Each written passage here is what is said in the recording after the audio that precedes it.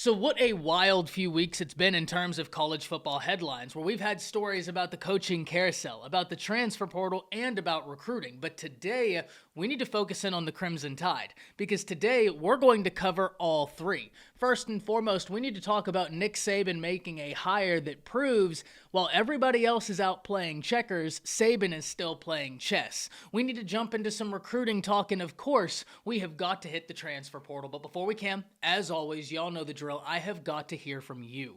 Hop down to the comments, give me a Y for yes or an N for no. Were you shocked that Nick Saban hired a former Michigan staffer to come join the Tide? Let me know what you're thinking. If you're new to the channel, be sure to subscribe. Hit that bell notification as I do constant college football content. You don't want to miss any of it. And if you enjoyed the content, be sure to like and comment down below. Those interactions seem small. They are massive to content creators such as myself. But having said all that, let's jump right into this. And first and foremost, we are going to jump into a new addition to the Alabama staff. Nick Saban hires none other than former Michigan staffer George Hilo. And this is interesting considering who Alabama is set to play very soon in the college football playoffs. None other than Michigan. And especially with all of the headlines surrounding Michigan, it kind of seems ironic that right before the game, Nick Saban goes out and hires a former staffer. But what does this mean for the Crimson Tide? Well, specifically, there have been headlines over the previous few days, over the previous week, that outside linebackers coach Coleman Hutzler could be looking to make an exit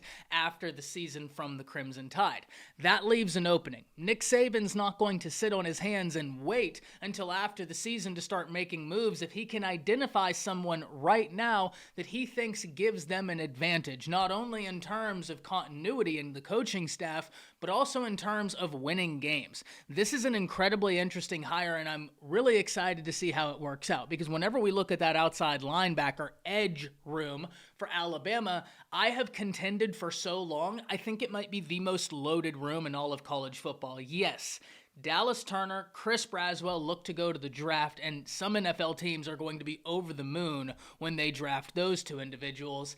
But if you look at the talent still in that room, it is wild how much Alabama has there in terms of talent they already have, in terms of guys they're pursuing on the recruiting trail, something we're going to talk about, and in terms of people who they're pursuing in the transfer portal. Once again, something we're just about to talk about. So George Hilo would be a great addition to this staff, and especially if he is going to take over for Coleman Hutzler. In my opinion, it's great to be aggressive in your coaching hires. If you know someone's going to be making an exodus from your program, and you, like Nick Saban did, can identify a guy and say, hey, I'd love to get you in here. Why wait? Why wait until after the playoffs when maybe he already has a job offer? I think this is a great move by Saban, and it continues to prove something I've said time and time again. While everybody else is out here playing checkers, Nick Saban is out here playing chess, and you have no doubt that this move right here sent ripples through college football as everybody was interested, especially, like I already said,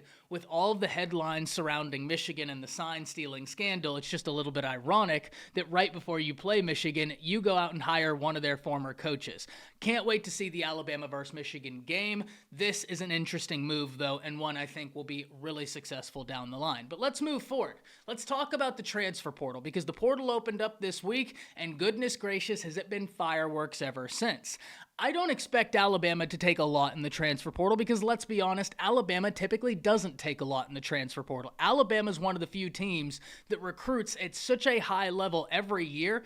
They can look at the transfer portal as a luxury. They look at the transfer portal as a band-aid to get little fixes, to get experience, whereas some teams don't have that luxury. Some teams have got to utilize the transfer portal to try and help rebuilds.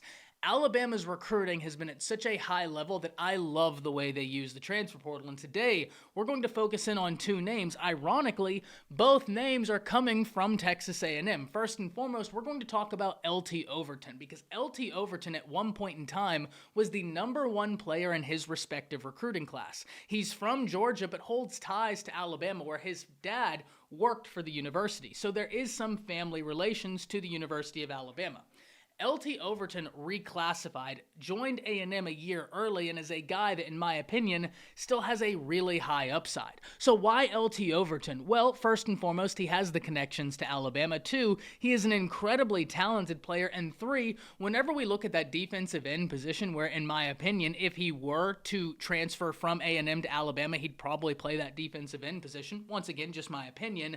Justin Eboigbe is set to hit the NFL. And he had a great season this year. In fact, before the injury last year, Eboigbe was doing big things. If you can get an LT Overton, someone with that much upside, I just think it helps add depth to that room, and Alabama loves having that depth on their defensive front. Alabama will rotate multiple bodies into that defensive front to keep people fresh.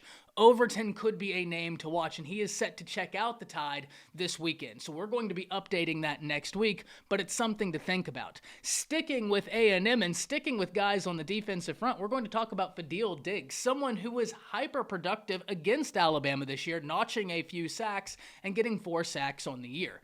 Diggs is someone who was really productive for the Aggies, and whenever he entered the transfer portal, I think a lot of Aggies were surprised that they saw him enter the transfer portal because he had production. He was getting playing time. He was getting the numbers, and so I think there were a lot of people in A&M's camp that were hoping Diggs would stay. Alas, that's not what we see. So why Fadil Diggs for Alabama? Well, we already talked about it. Chris Braswell, Dallas Turner set to hit the NFL, and yes, it is an incredibly loaded room behind them, but the only thing that those other guys don't have is experience. Experience at the level Fadil Diggs has. Experience at the level that Chris Braswell and Dallas Turner has. Now, the flip side of that coin is this. There's only one way to get experience, and that's by playing. So, I love the room Alabama has. I wouldn't argue with adding in a guy like Fadil Diggs, but that being said, if there's one area on this team where Alabama could take a hit for 2 potential first-rounders and still have an absolute stockpile of talent,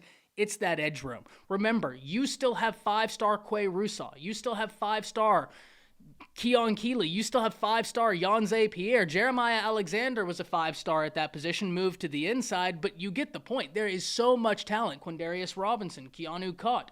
There are so many names that can slot into that position. They just need experience. So I'm going to be watching this closely. Let's transition from the transfer portal to recruiting, and we're going to stay at that edge position because Alabama just got a crystal ball prediction inserted in their favor for a 4-star edge in the class of 2024. Ja'Shawn Ross out the state of Missouri. Ross stands 6'4", 220 pounds. He plays his high school football at Liberty North, and he ranks as the number 229 player in the nation and the number 19 edge while being a top 10 player in the state of Missouri. Alabama entered this party a little bit late, having offered around October, but they have been steadily chipping away. And one thing we understand about Alabama in the recruiting process, if Nick Saban and them offer, they've probably seen you live, and they have been very impressed by your performance. So yes, Alabama is stacked at that edge position, and typically Alabama takes the number 1 edge in the nation. This is a class where they've stockpiled so much talent, I'm not surprised to see a 5-star edge not commit to Alabama. They have so much there, it makes sense that they're going to take a class that features 1, maybe 2 edges, where in the past they'd get 2, 3. I mean, there was a point where they had a recruiting class that featured Chris Braswell, Drew Sanders, who is an athlete, but they were slotting as an outside linebacker, and Will Anderson, 3 5-stars at that position, just painting the picture of how well Alabama recruits that outside linebacker edge position. But Ja'Shawn Ross is a name to know, as Steve Wiltfong inserted a crystal ball in favor of the Alabama Crimson Tide, and we know what those Steve Wiltfong crystal ball predictions mean. If Fong is entering that prediction, he has information that made him make that move. He might change it, but as things sit right now, Alabama is in a fantastic spot. But what about Alabama being able to pull off a big-time flip, especially a big-time flip from an ACC opponent in Miami, in Kevin Riley, the running back that plays in Tuscaloosa and is from Alabama. And Kevin Riley is a top 100 player in the nation, coming in at number 76 overall, the number 4 running back, and a top 10 player in the state of Alabama. He stands 5'11" and 195 pounds, and he has got a deep skill set. Alabama's running back room is absolutely loaded, but one thing we know about the Crimson Tide is they like taking a running back every single class if they can help it.